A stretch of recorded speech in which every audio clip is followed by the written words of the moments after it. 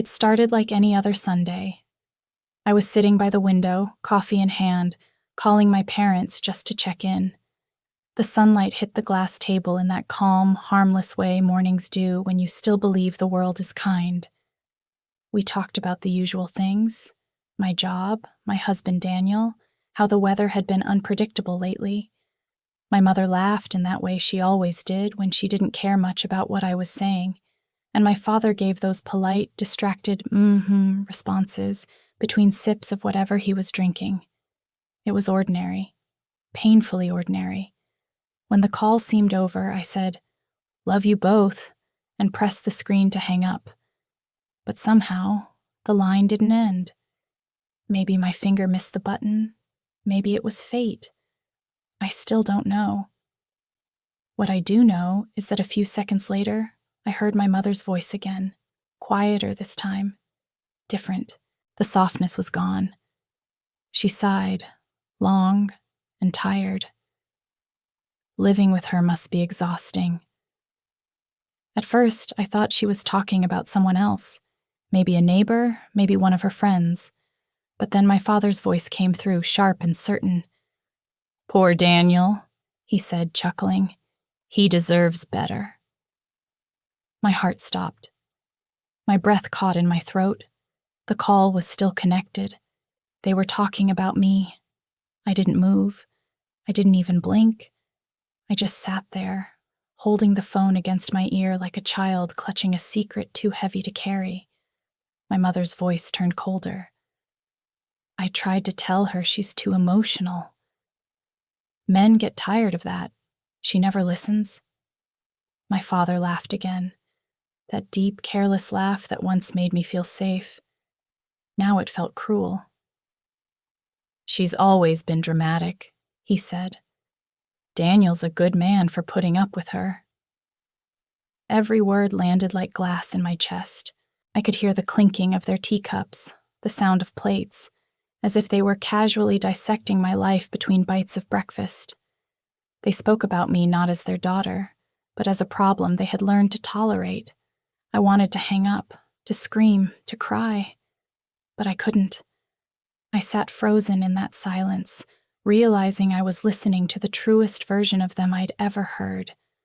The ones who smiled in my face, who said they were proud of me, who called Daniel family.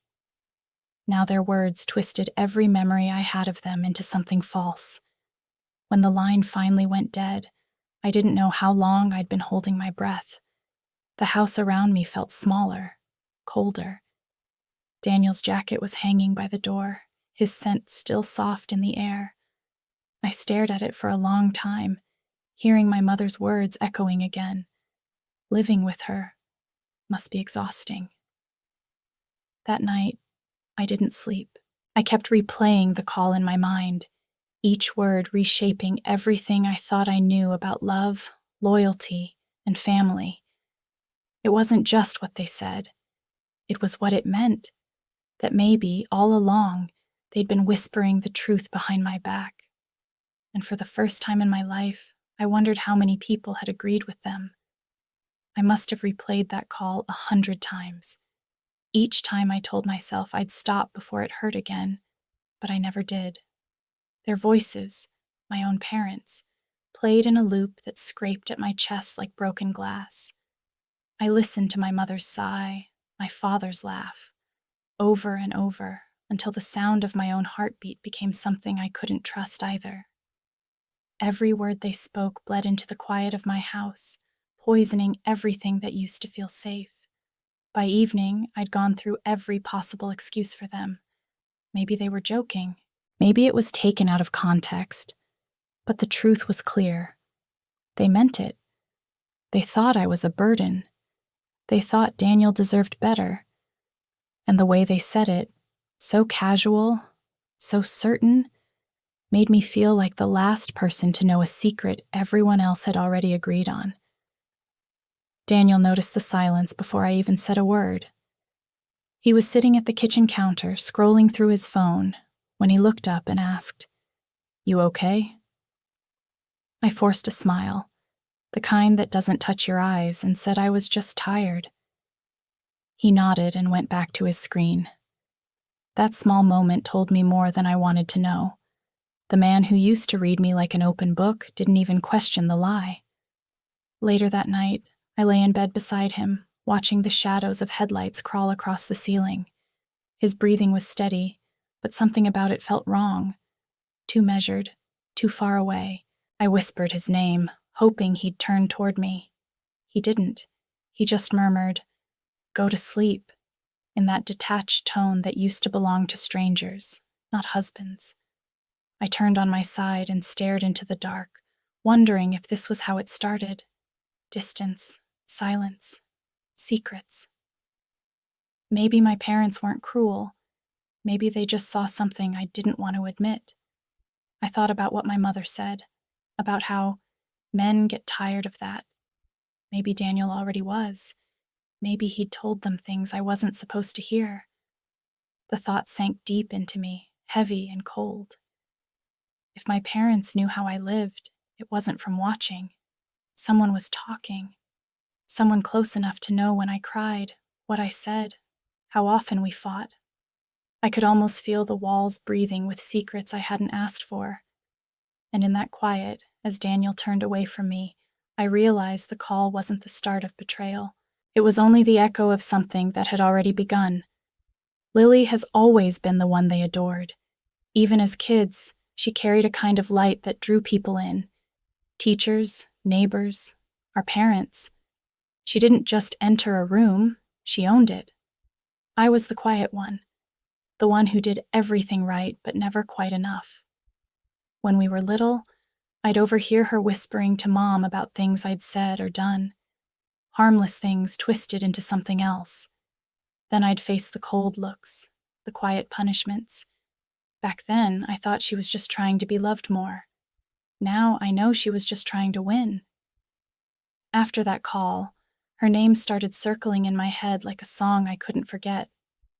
My mother's voice had said it so naturally. Lily said she warned him. Those words didn't leave me. Warned him about what? I tried to remember every recent conversation, every moment where Lily might have slipped into our lives without me noticing. She'd always had this way of inserting herself into other people's stories, of turning concern into control. That night, I opened her Instagram. Her face filled the screen, flawless, effortless, with captions about gratitude and new beginnings. Hundreds of likes, dozens of comments calling her radiant, kind, inspiring. My parents commented on almost every post. "So proud of you, sweetheart." I couldn't remember the last time they wrote those words under mine. I scrolled further, past her vacation photos and perfect brunches, and found a picture of her with Daniel. It was from last Christmas. They were laughing, heads leaned close, his hand just slightly touching her arm. I hadn't noticed it back then, but seeing it now felt like a punch to the stomach.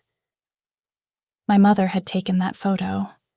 I was probably the one who'd asked them to smile. The longer I looked at her feed, the more it felt like she was living a life that wasn't entirely hers. Or maybe it was mine, reshaped and perfected. She had everything I didn't: confidence, beauty, attention.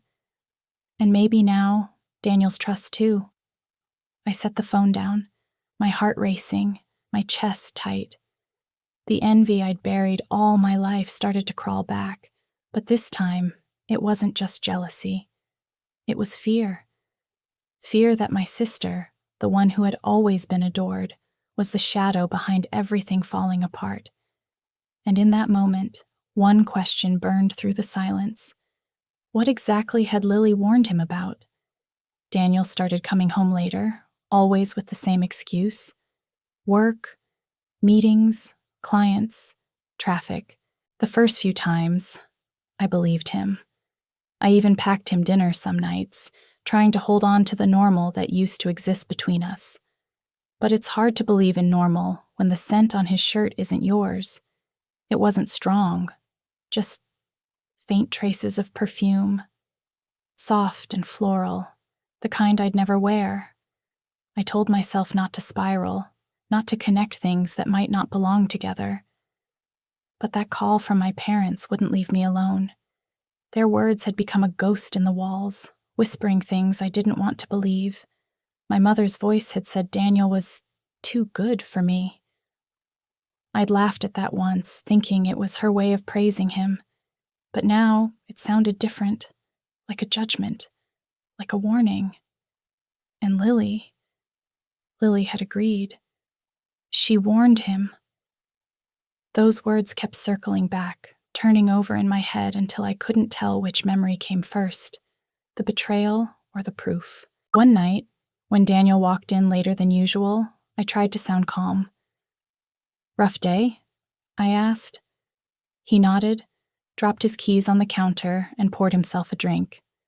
The smell of that perfume lingered again, light but undeniable. I couldn't help it. I asked where he'd been. He looked at me like I'd accused him of something cruel. "I told you," he said. "Work." His tone was flat, tired. Not defensive, not angry, just empty. That emptiness hurt more than a lie ever could. We ate in silence, the clinking of silverware filling the space where laughter used to live. When I reached for his hand, he didn't move. He didn't pull away either. He just stared at his plate, detached, like my touch didn't even register. That night, when he turned off the lights and lay beside me, I could feel the distance between us more clearly than the sheets separating our bodies. He didn't touch me, didn't even try. And that silence, that careful, deliberate silence, said everything words couldn't. The love I built my life around wasn't dying. It was already gone. I just hadn't noticed when it left. It was past midnight when I finally gave in to the thought that had been haunting me for weeks. Daniel's phone sat on the nightstand, glowing faintly in the dark. I told myself I wouldn't do it, that I was better than the kind of person who went looking for proof. But love, once cracked, becomes a question that never stops whispering. My hands were shaking as I picked it up. The passcode was the same as it had always been. He hadn't even bothered to change it. My thumb hovered over the screen for a second, and then I opened his messages. Most were harmless: co-workers, bills, group chats.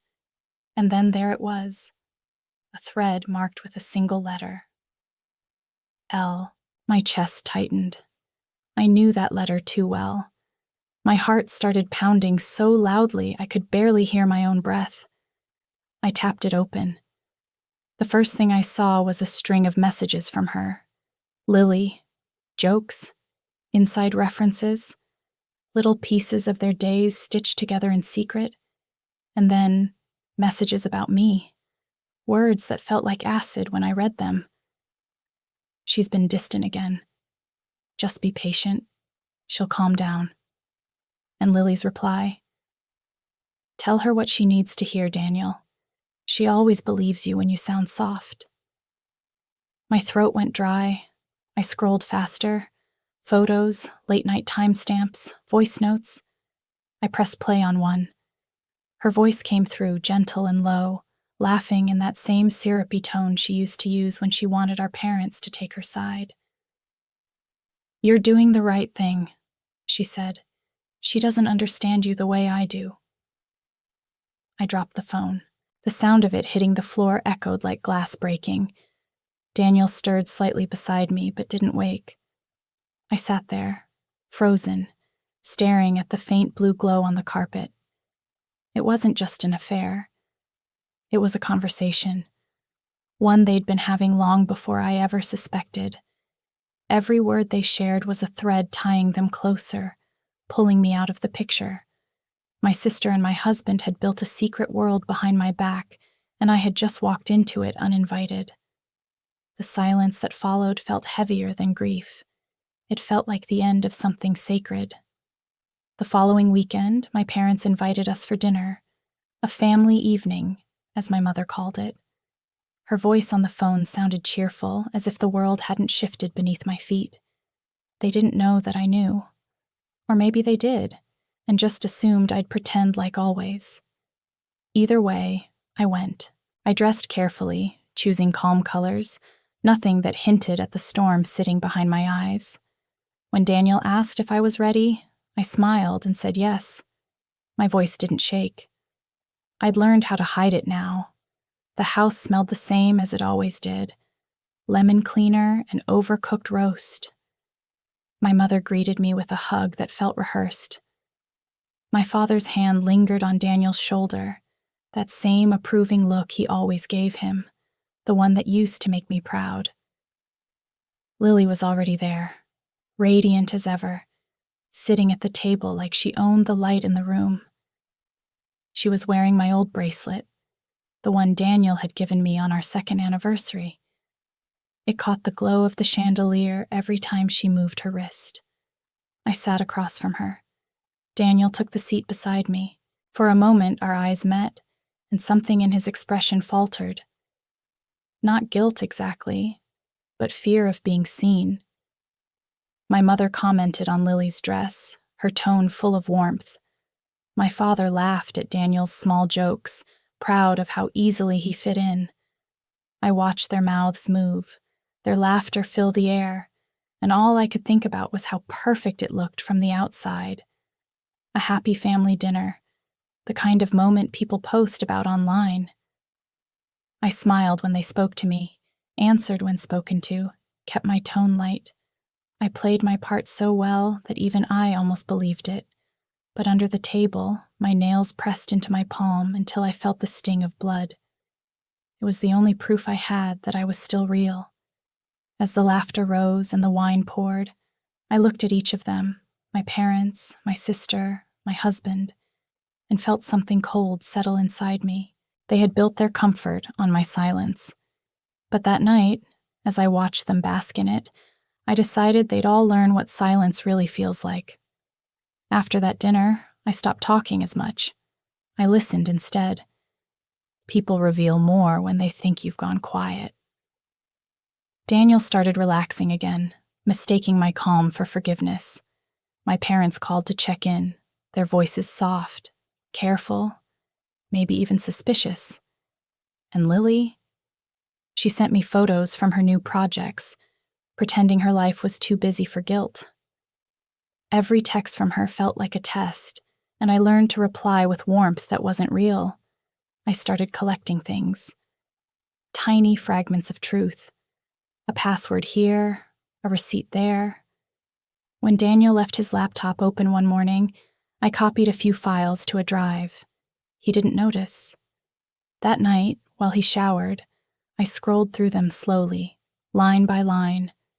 Most were business-related, but tucked between folders was one labeled private. Inside were messages with an unregistered number.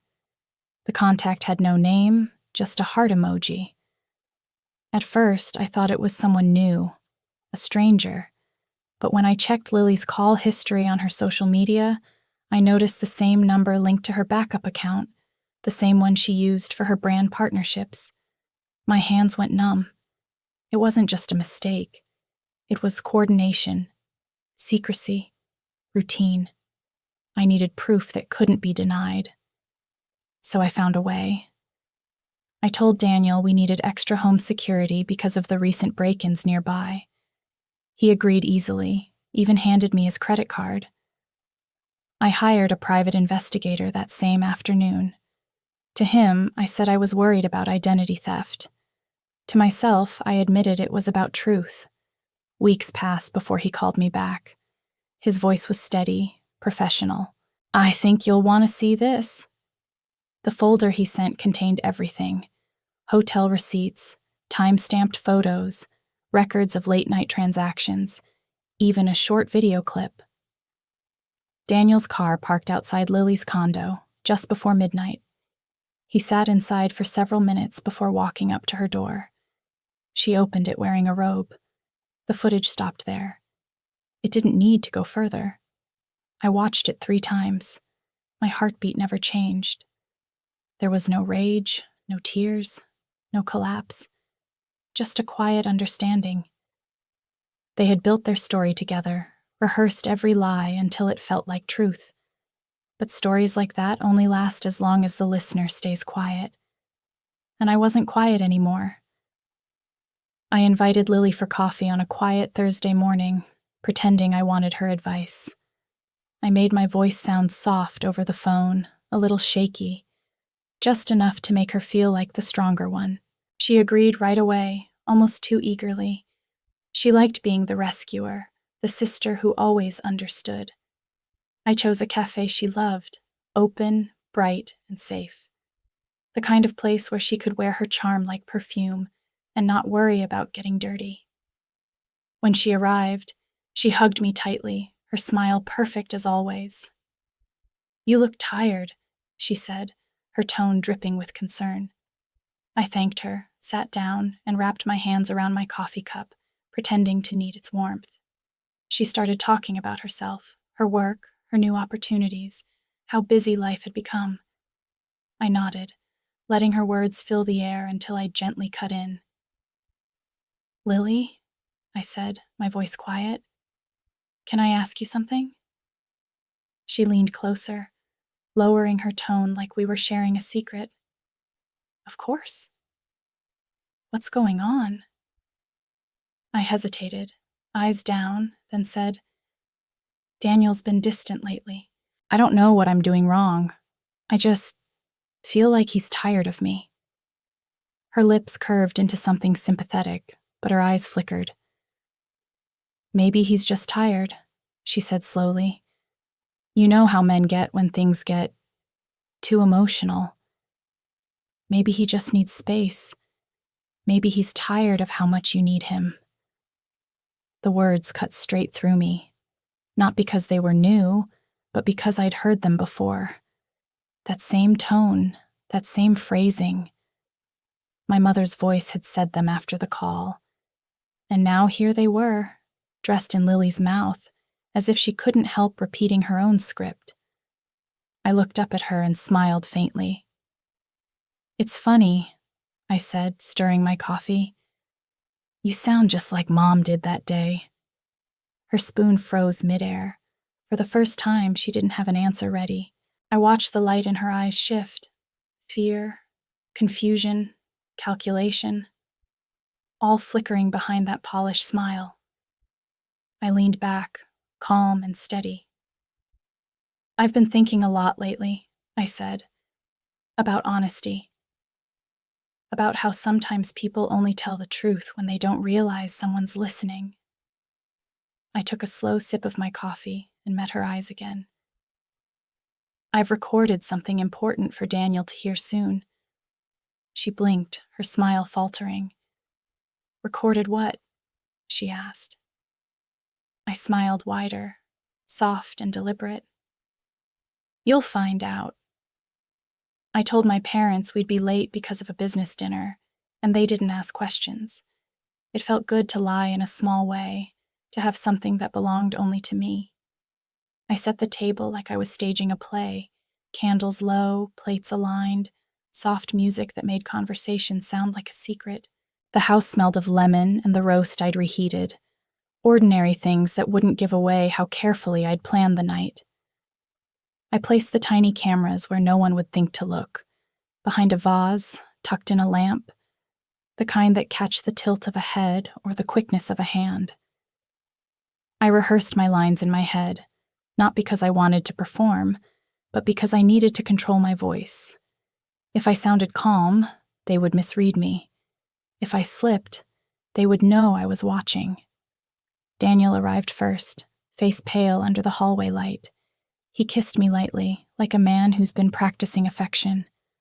Lily came later, her entrance full of sunlight and laughter, carrying the same confidence she'd always worn. She sat across from me, fingers brushing the bracelet that used to be mine. I poured wine and kept my hands steady. The cameras blinked red, recording everything they thought I couldn't see. I sent a text from Daniel's phone hours earlier, an empty draft that would make the timing look odd. I queued a voicemail on my old phone to play on the kitchen speaker, a clip of Lily's voice I'd trimmed, just long enough for meaning, not explanation. Small things. Details that, when gathered, feel like a net tightening. We ate like adults, polite and practiced. Daniel made a joke, and my father's laugh echoed in memory, though he wasn't there to hear it. Lily leaned forward while talking about a project. Daniel's eyes tracked her the way they used to track me. I felt nothing, not anger, not grief, only the slow cooling of certainty. Halfway through dessert, Daniel's phone buzzed where I'd left it on the counter. He reached for it without thinking. The voicemail played. Her voice filled the kitchen, soft and intimate, then stopped. The way they looked at each other in that pause, like actors realizing the audience was real, was when everything shifted. They found out in the smallest, most private way possible. I watched them unravel without touching them. My hands were steady, breath measured, steady. And as they did, I felt an odd, quiet satisfaction, like a director who finally lets down the curtain and watches the play end. I didn't release the footage to the world. That would have been too easy, too loud. Instead, I sent it where it would hurt most, straight to the ones who raised the people they became. A private link, tucked inside a simple email. No subject, no greeting, just a file named familydinner.mp4. The video began with laughter, Lily's voice, Daniel's jokes, the comfortable rhythm of a family meal. Then came the unraveling, the phone vibrating, the voicemail playing, the way their faces drained of color. My parents could see it all, the betrayal unfolding right there on their daughter's dining table. I imagined them watching in their quiet living room, their perfect image of us cracking like glass. I didn't send an explanation, just one line beneath the link.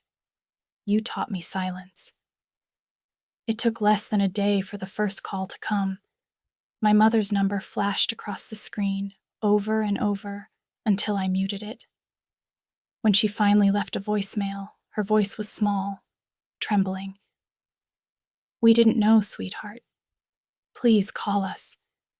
We didn't know I deleted it without listening to the end. Then came my father's turn. His message was full of blame and apology twisted together, the kind of tone men use when they're scared of losing control. He said things like, "Family shouldn't air dirty laundry," and "You've gone too far." But I didn't answer him either.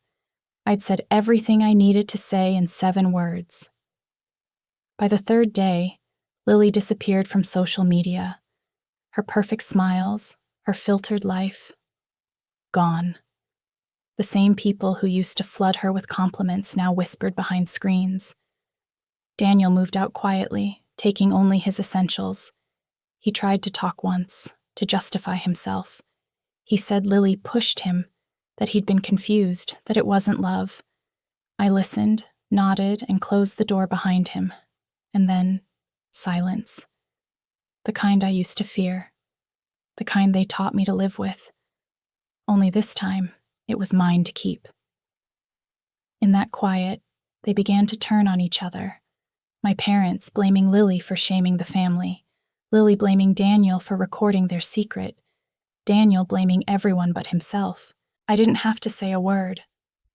They were destroying themselves, piece by piece, trying to hold together the illusion they'd built.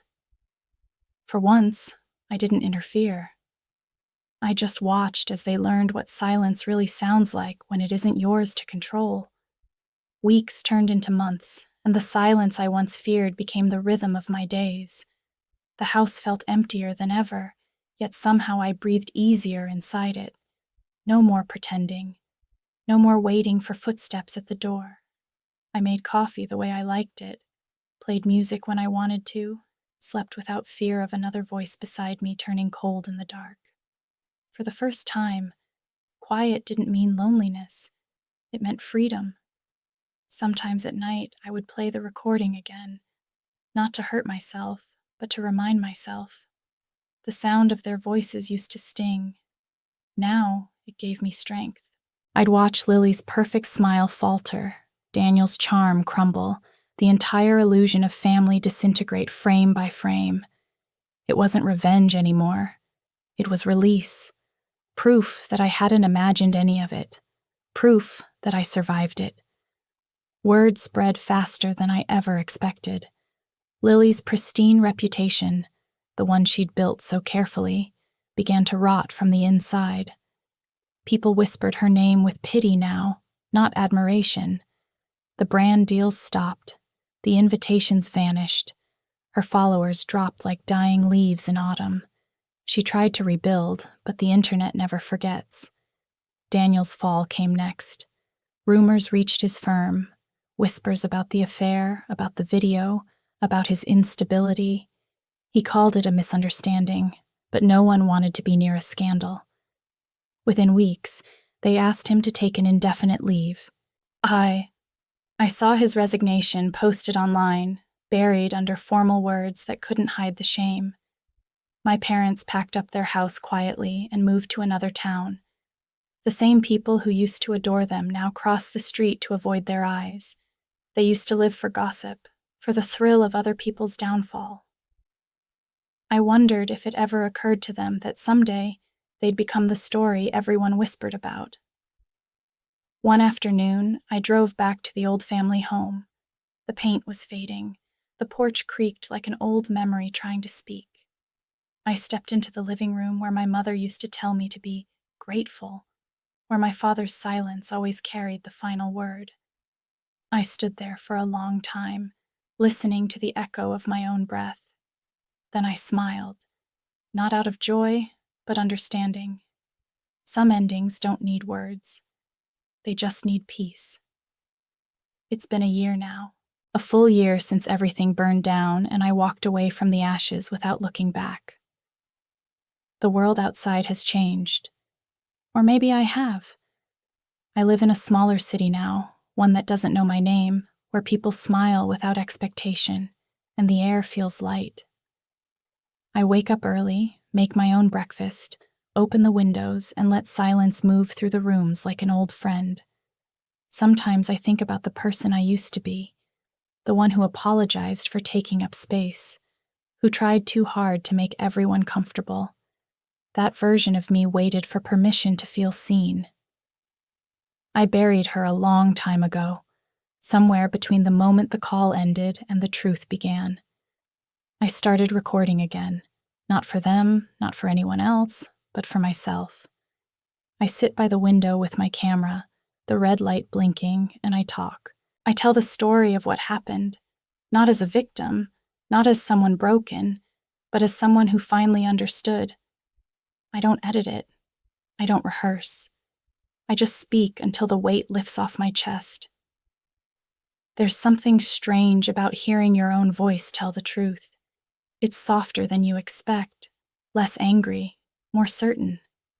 I speak about betrayal, yes, but also about clarity. How peace isn't the absence of pain, but the moment you stop waiting for an apology. I talk about family, how love without honesty is just performance, and how silence, when chosen, can become power. Sometimes I look in the mirror while I speak. I study the woman staring back at me. Her eyes steady, her mouth no longer trembling to please. She's not the girl my parents molded, not the wife Daniel ignored, not the sister Lily tried to outshine. She's the woman they tried to erase, the one who listened, who learned, and who finally spoke back. When I finish the recording, I don't cry. I just smile quietly, press stop, and whisper to my reflection, living with truth is never exhausting. The camera light fades, the room falls into soft shadow, and for a moment, it's just me. No ghosts, no noise, no pretense. Only my reflection, steady and real, staring back at the life I finally claimed. Sometimes the cruelest betrayals come from those who taught us love, and the truest revenge is simply surviving without them.